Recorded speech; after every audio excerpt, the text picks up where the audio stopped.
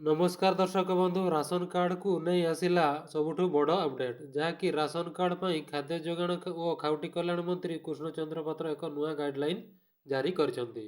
तेबे आपण जदि जड़े राशन कार्ड योग्य हिताधिकारी अर्थात आपण पाखरे राशन कार्ड अच्छी आउ आपण जदि एथिरु मागणा राशन सामग्री लाभ उठाउछंती तेबे आपण जानी रखंतु राशन कार्ड पई एवं सरकार तरफरु जारी हैला नुआ गाइडलाइन जहाँ आपण जानिबा निहाती जरूरी।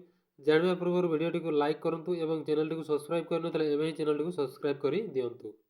एबे राशन कार्ड को नहीं आसला सबुठ बड़ खबर केवाईसी न कले कटिज राशन कार्ड। तेबे राशन कार्ड को नहीं जोगाण मंत्री कृष्णचंद्र पात्र नुआ गाइडलाइन जारी करछंती जहाँकि तुरंत राशन कार्ड करंतु केवाईसी राशन कार्ड रे पंजीकृत समस्त सदस्यों केवाईसी को बाध्यता करा जायछि जहाँफल प्रकृत जोग्य हिताधिकारी सरकार सुविधा पाइबार वंचित हेबे नहीं।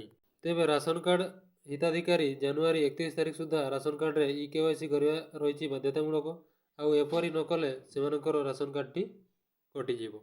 वर्तमान सुधा 49 लाख हिताधिकारी केवाईसी करना जनापड़ी। तेबे भारत सरकार मागणा राशन योजना अनुजाई देश में 90 कोटी लोक मागणा राशन जोगाई दि जाउछि।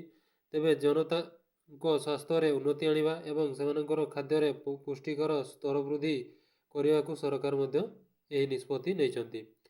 तेबे यह मध्य लोक मानकर जीवन शैली रे उन्नति आनिबा बोली लक्ष्य रखिछंती।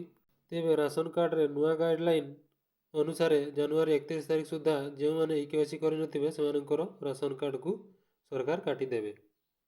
बाहर राज्य रे थिबा लोकंकर ऑफिसर केवाईसी करुचंती। केवाईसी सरिबा परे नुआ राशन कार्ड मिलिबो बोली कृष्णचंद्र पात्र कहिसंती। एवं जो मैंने एपर्यंत राशन कार्ड रे केवाईसी करिनांती सेमाने जनवरी 31 तारिख सुधा केवाईसी कर दियंतु नहेले आपनको सरकार तरफ कौन सुविधा पाई परिबे नहीं।